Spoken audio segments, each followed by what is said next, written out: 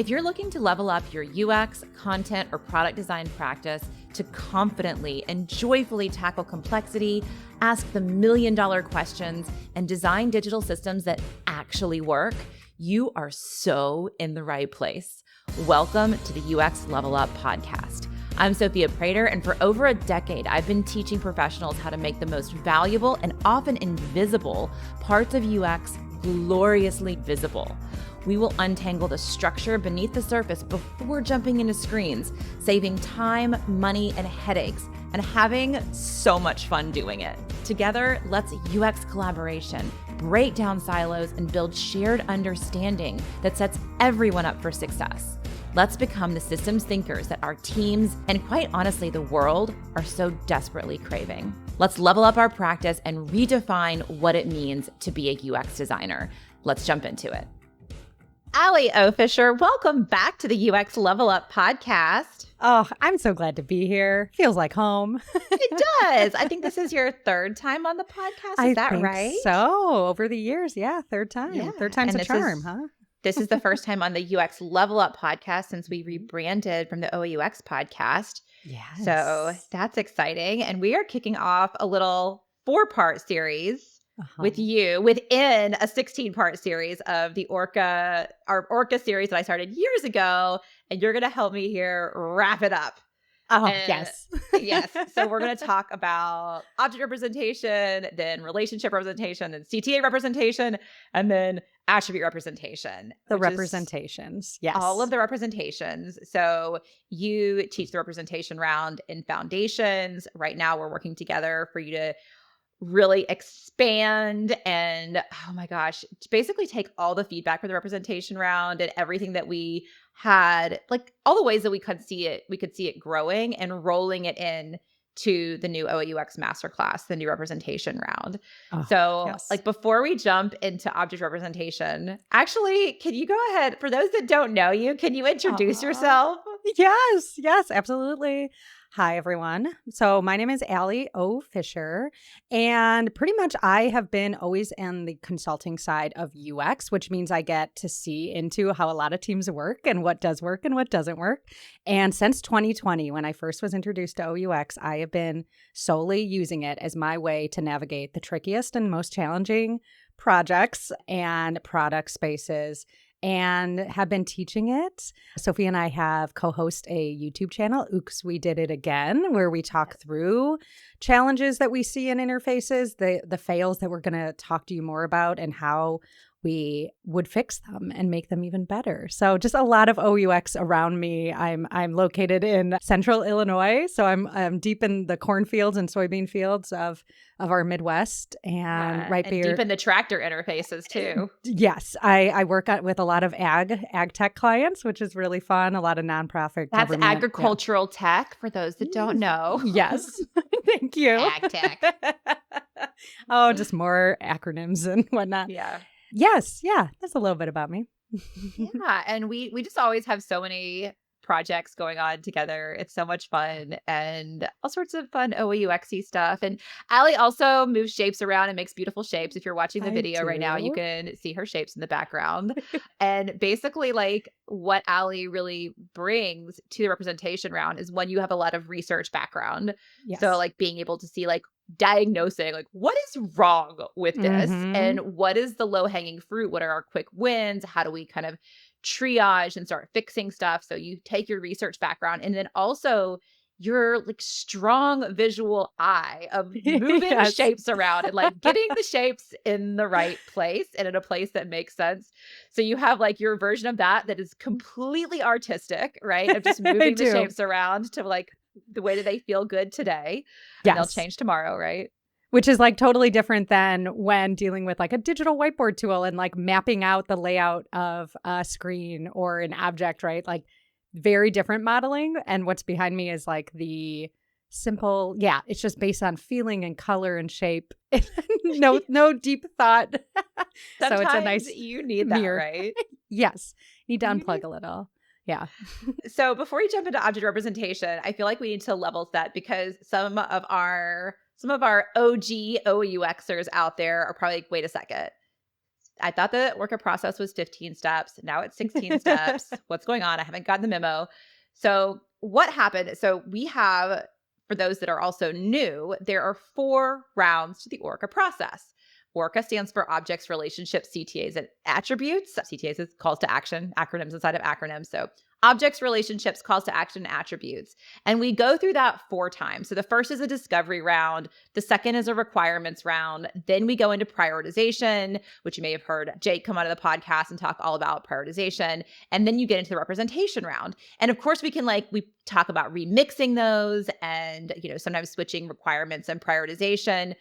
Traditionally, the representation round, or like originally, was these 3 steps. Like, I didn't feel like it made sense at first to be like, we're going to think about the representation of the O's and the R's and the C's and the A's. I was like, that doesn't really fit. It all just comes together. So my 3 steps were sketching, prototyping, and testing.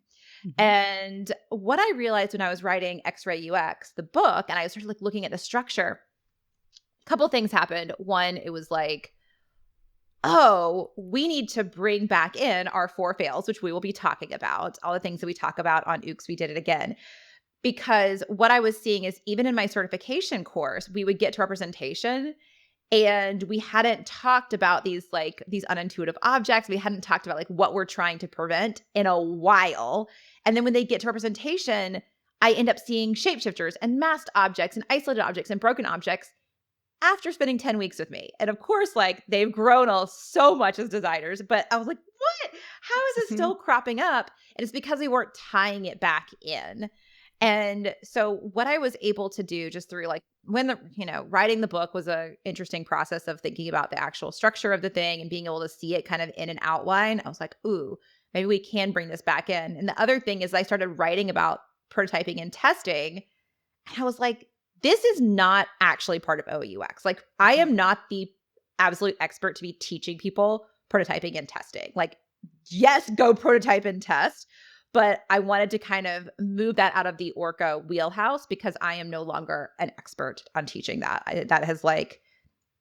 I have not, me personally, I have not done prototyping or testing in years now. So anyway, we have come back to now having this like beautiful symmetrical process of thinking about our O's, our R's, and our C's and our A's. And it just fits so nicely. It's things like things have clicked into place. So, and then the other thing I wanted to mention before we get into object representation, or Allie, do you have any, like, you're nodding your head here, but do you remember when I was like, wait a second, yeah. I don't know, sometime last year, I was like, I think that it's going to be these 4 steps, and we're gonna move prototyping. We're gonna like just expand out sketching, OOUX style sketching, and move prototyping and testing kind of outside of the process. Oh yeah. So like it clicked so much. One of the things I love is that it gives me these clear ways that I know I'm not going to introduce these fails because already structurally, I'm not going to introduce them. But when you get to representing as a past designer, someone who has been deep in Figma, there are just times you fall back into these steps of, I don't know what to call them. Like you fall back into bad habits. There you go. Where you're like, oh yeah, okay, I'm going to design this one way. Okay, now I'm going to design this over here. And you can easily go back to those bad habits and forget these things. So what I love now is that this does follow, like, okay, I'm going to think about how to make my objects really distinct in the O's. I'm going to make sure they're really connected with relationships. I'm going to make sure the placement of those CTAs are always consistent and clear. I'm going to make sure that there's no shape shifting. We'll talk about all these. Yeah. But like, I can go through that checklist every time I'm designing because that is what is needed. It's not always a neat step process of like, okay, now I design. It's like, no. I'm designing things left and right and throwing into old features, new features, things like it's never just a nice package. Like, no, I'm done, which is different than like when you go through the certification course and like go through all the steps and end at something and like, okay, I'm going to kind of create this end product. So what I love about the new approach is, yes, it's like, give me the helpful reminders so that I don't include these things in again. And yeah, I just absolutely love it. And like, yeah, still test it, still prototype it. You still need to do those things. And things can still go wrong. But like Yes. now you have this like baseline of like, Yeah. we know we don't have any of these issues, or if like you do have any shape shifting or a little bit of masking, like you've been really intentional about it. And you're like, okay, like I think that it's all right here. I'm making my compromises as needed. But like it just makes the design, when we turn from our abstract sticky notes and we start turning the corner into design, it just makes it flow and so much better, and makes it flow like, okay, like now I've got this baseline of design and now I can build upon it. And yes, definitely still test and still make your prototype and everything. But this sort of like leads you closer to the prototype, which is It does. really cool. And then Yeah. the other thing that we wanted to talk about, and we're going to get into it in this little representation series for the next 4 episodes, but this idea of moving the representation round, actually not moving it, but that sometimes it can be the first round that you go through, Yes. because you're auditing another Yes. representation, right? You're looking at like what some other designer did or what you did 6 months ago. You're looking at existing screens. And so you're taking in representation. So we're kind of going to be talking about that too, I think, right? About like, Yes. Yeah. Like using these UX fails we talk about as almost your symptom to guide and find out like where are the larger structural problems?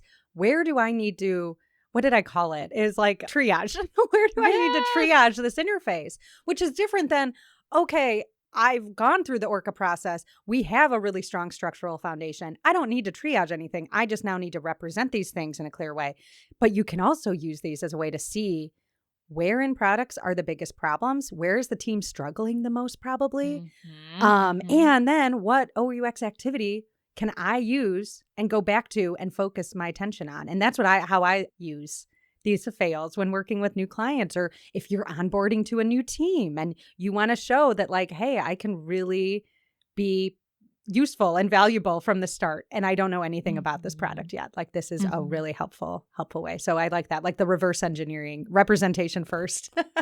Totally. Yeah. And I love this idea of them being symptoms of a larger issue. Like it's not just like, let's go fix all our masked objects. Yeah. Like the fact that there's masked objects, that means something. There's deeper meaning to that. And you can get to the more systemic issues. You can kind of reverse engineer it to get to those systemic issues.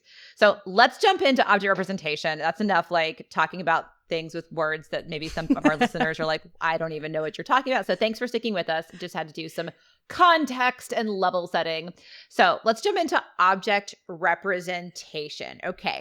So what goes wrong here, Allie? What do we want to avoid when we are representing our objects?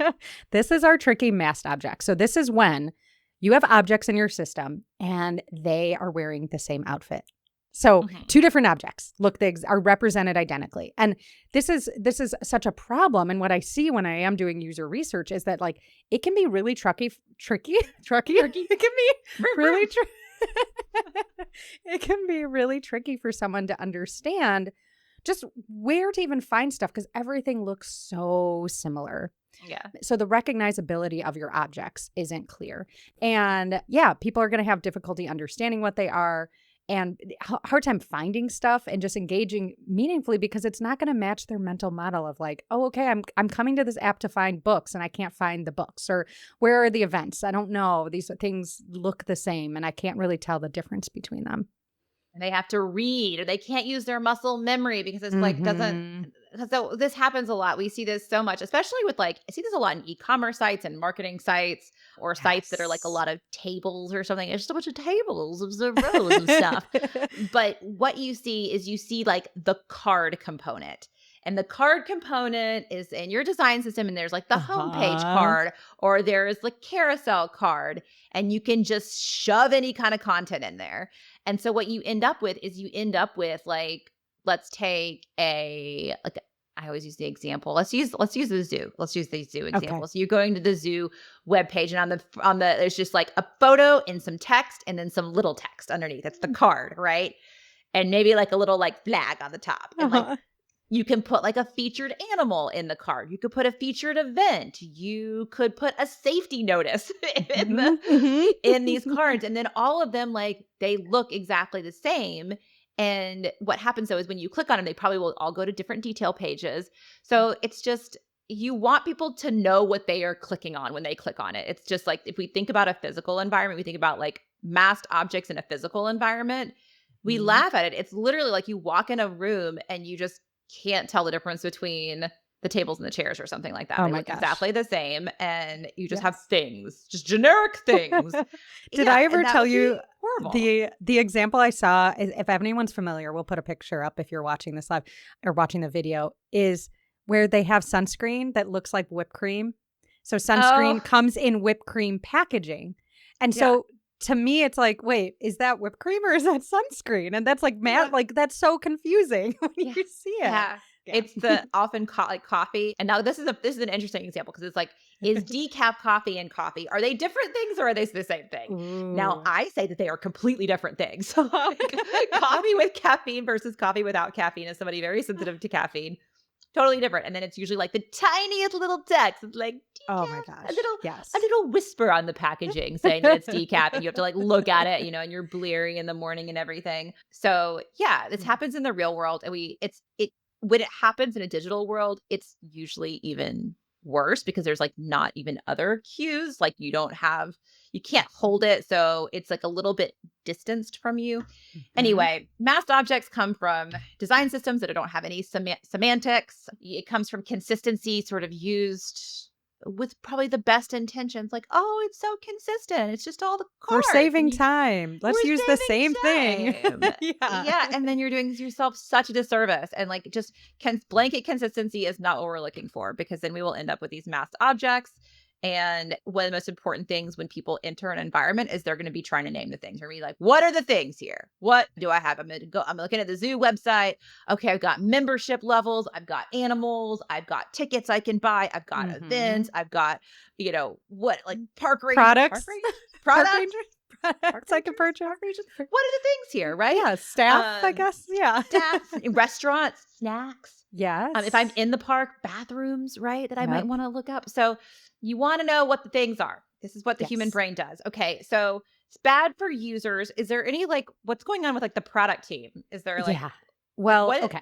And what is it a symptom of, actually? Like when we see a bunch of masked objects, I would say it's a symptom of a design system that doesn't have semantics on top of it, like a generic design system. What else is it a symptom of? I mean, what I've mostly seen is it can be a sign that your system is bloated, because if you don't understand the objects, you might be having objects that are too similar being shown as separate things. Do you know what I mean? Yeah. To me, it's like an underlying problem of the teams not understanding distinctly what the objects are in the system, which can lead to, I guess I would say, objects that aren't necessary. Like it's not a simple, clean system. Interesting. There are things that are duplicating. Yeah, I know. It's a little bit different than masking, but it's like if I see masking, I start to look and be like, ooh, are there ways we could be structuring this more simply so that we don't have too much similarity between things? Yeah. Yeah. I mean, it's definitely a symptom of, if you have masked objects in your product, unless you've got an OOUXer in there, doing the good work, trying to get rid of them, it is a symptom of whenever this was shipped, the team was not thinking about what the objects are, right? So they're probably not clear internally on what the objects are. And if you're not, because if you are clear internally what the objects are, you probably are going to have a sense of they should look different, right? Instead of it's just content. It's all just content. And we just put in, or you have these other terms, layers on top of it. So you're thinking more in interface. So instead of content thinking about types. Content types. So instead of animals and events and bathrooms, what people actually care about, you have highlights. You have homepage highlights. You have what's another one that you hear a lot? Homepage highlights, recommendations. I always say post. Post, but post can be used for anything. You can make a post be used for an event. We've designed the post structure. Now let's slap and use it everywhere for different things. And that's totally.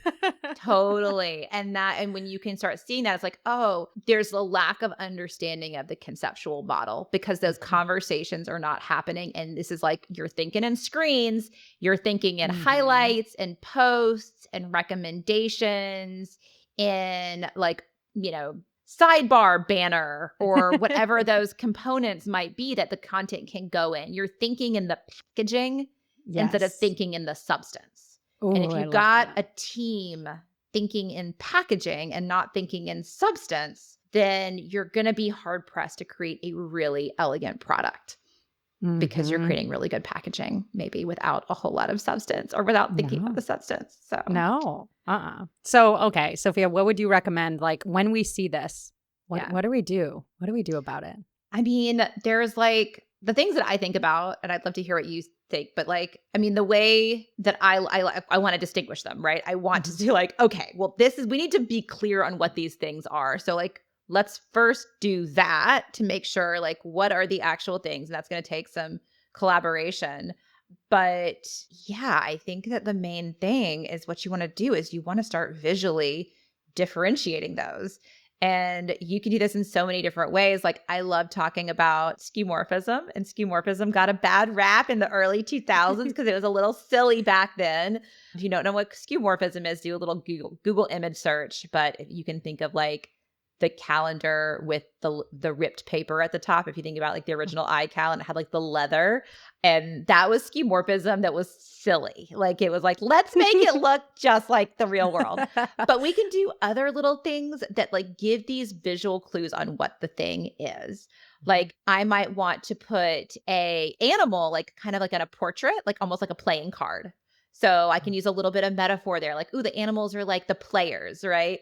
And then an event, I can make it look more square. So it looks like a calendar block or Mhm. something. So shape, you can use color, you can use iconography. You want to just signal in multiple ways what this thing is, and bringing a little bit of metaphor in, bringing that kind of elegant web 4.0, whatever we're at right now, skeuomorphism in to nod to the user that this is what this is. What do you think? What are some Oh, absolutely. I mean, I love you're always one of like people in circles. That's people in just a circles? really simple one, but like think of ways you can use shape and distinguish the shapes from the other objects. So, Yeah. yes, if you have animals, yeah, I love animals being like this playing card.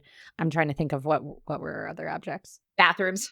Put a What would I big do? potty icon and people will be like, oh, bathroom. That's an Yes. easy one, right? Bathroom, yeah, and even something as simple as, I know we're talking a lot about UI stuff here, but labels, really clear Yeah. labels on what your things are Oh my gosh. and Yes. icons can go so long, especially for people that are dealing with systems that they do have a lot of tables. Like that Yeah. will get into some of the like distinguishing with the attributes themselves also is a good tip for that. So what I mean by that is choosing attributes that really make it clear that this is something different. So if you have Mhm. two objects that maybe they have a name, so an animal and a person, they have a name, Yeah. they have a picture, and we don't know, maybe a description or something. Bio. A little Little bio, right? bio. Some text. Their age, Their like nobody else, age. nothing, no other object in the system is going to have Yes. age, likely. Yes. So, like, Yeah. even though maybe it's not that important to animal, like it's a cute little thing. Or like, what I'm trying to think of, like, what species? Not species, but what like family are they? Are they reptile? Like that's kind of like Uh-huh. a, are they a reptile? Are they a mammal? What is that called? Genus? Family? Yeah. Yeah. All of those. Family. Yeah. What kind of animal type are they? So animal type would be really telling. Uh-huh. But something for like an event, like of course you're gonna highlight the date and time, like nothing else. Yes. But like animal might have date and time on it too, like date last updated, right? And then Yeah. we're giving extreme examples right here. And you're like, I would never do that, but like you would be surprised. So Oh, like yeah. I don't want to put the date and time. I don't want to make that prominent on the animal object because it's gonna make it confusing with the event object. Like Yes. only really show like, unless it's on the detail page, it's like, it could be at the very bottom of the detail page if for some reason, like date update, you need to show that. So yeah, figuring out like what are the attributes that make that object distinct and really like pushing them up and highlighting them and making them part of the structure. What I love about everything in the representation round is that we are being really intentional with every choice. So we're being intentional about what attributes we pull in on the smallest card level. We're being intentional about shape. It's like Mm. there's no longer, it's kind of up for, not saying, I don't want this to come across like we're saying you don't have creativity, because you still need a Mhm. lot of creativity around interaction design when you bring in branding. But like when you think about some of the decisions of like, where should I put this piece of metadata compared to this? And like, what order am I Mhm. going to put these in? We're giving you really clear, like thinking really intentionally about this, you're going to Yeah. make better decisions that like everyone can rely on, and you can teach your team. So you're not always the person where the whole team goes to and goes like, where should this go? And you're like, oh, I don't know. Let me put it in here and like I move put it this here over because I here. didn't know where else to put it. I And don't then know where to put it. and then some stakeholders like, I think I like it here better. Yes, And I'm that's like, actually okay, where I all use this right, more. fine. Completely Yes. arbitrary guesswork. Yes. Yeah. When Yeah. And it's not that like stakeholders. Yeah. we do not like when it comes to creativity, it's like this is creative problem solving with really clear guidelines where you're like, I know that this is better versus it's still hard. Like it's just so much easier, but like it's the right challenge. Like we're doing the right challenge. We're saying like, ooh, what is the distinguishing attribute here? Like that's a creative decision. How am I going to show it? So it's creative problem solving, but we're not here to do art. We're not here. I mean, we're here to do art after hours all day. But like when it comes to UX, it's not like, oh, I just liked the way that it looked there. It's like, no. Like everything, like nothing should be arbitrary when it comes to when we are positioning our information on the screen and we are putting information and we are encapsulating that information within objects that people care about, those real world objects. And for those that are still listening and they're like, what's an object, Sophia?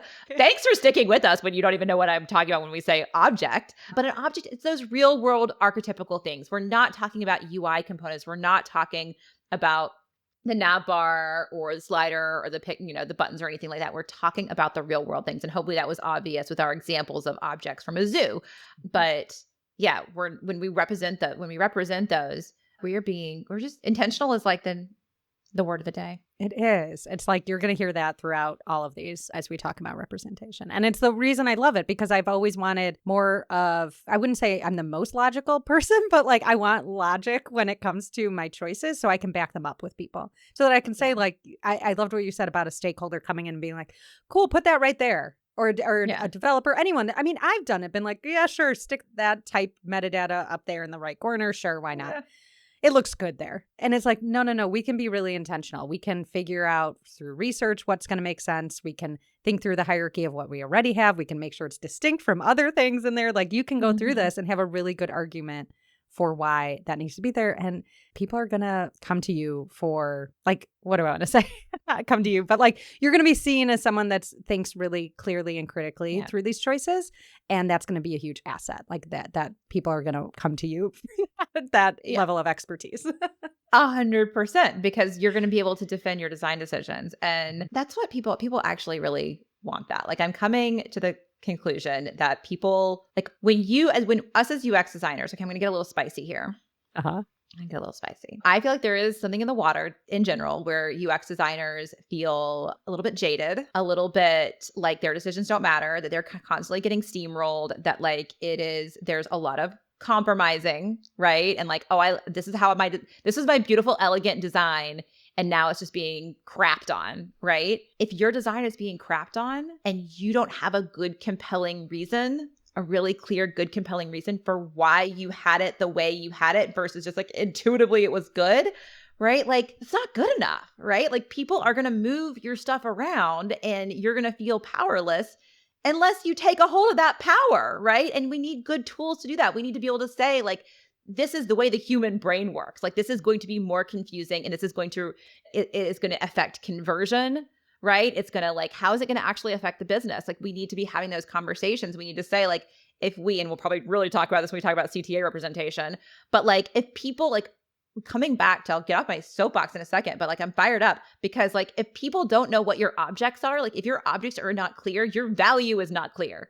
Like this is like, I am going to a zoo to see animals and see events.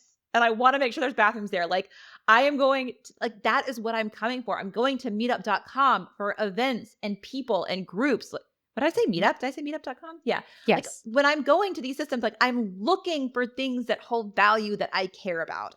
And if it's not clear what those things are, I can't see them. I can't distinguish them. I can't build a little bit of a relationship and I can't trust them. We'll talk about that when we talk about shapeshifters, but even mass objects, it reduces trust. We talk about this so much on Aldea, because we did it again.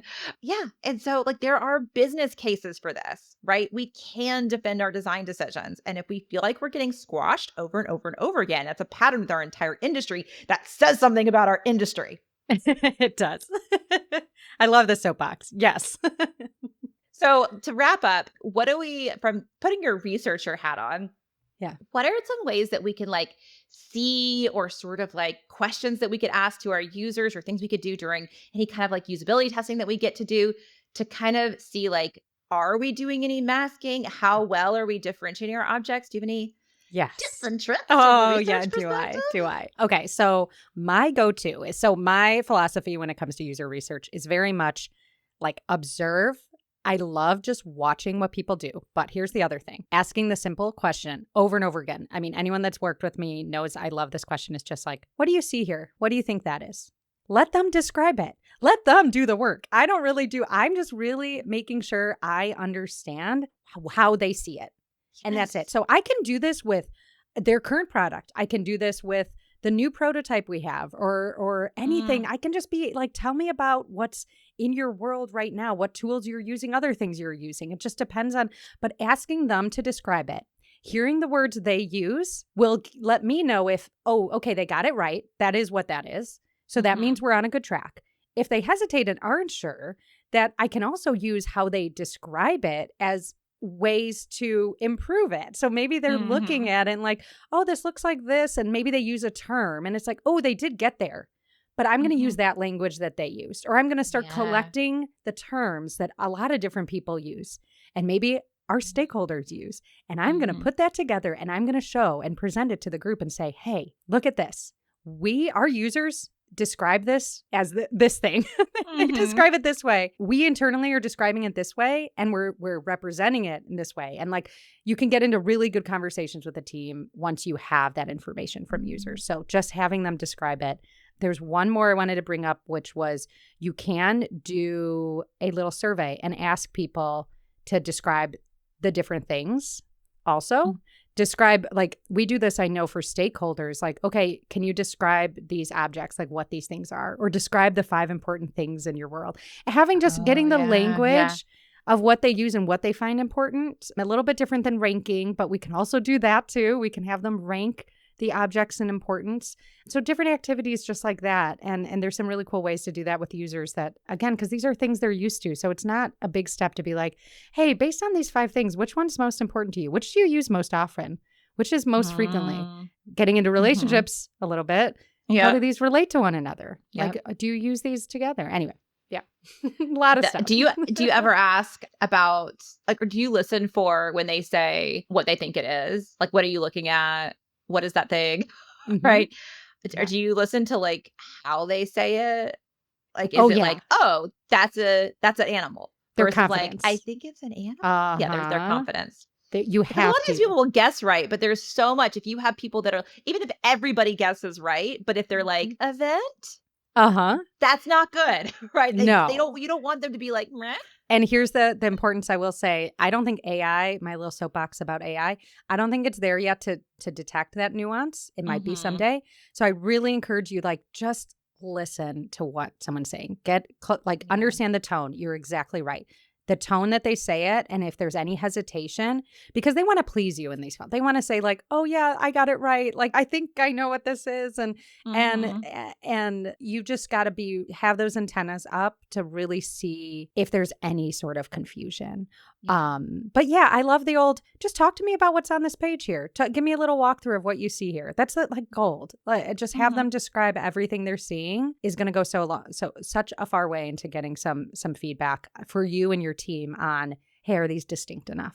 Is there any masking? I want to highlight the labeling issue real quick. So this is a start engine. I think I was talking to Jake about this too. So like it's kind of like Kickstarter, but for startups. Oh, okay. And these are labeled as most momentum. What are they?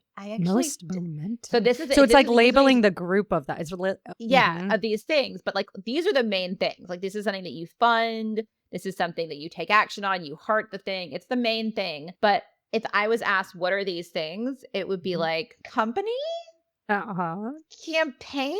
Is it a company? Is it a campaign? Is it a project? Is it even a product? Is it like a new product within? I don't know what these things are. That's a clear sign.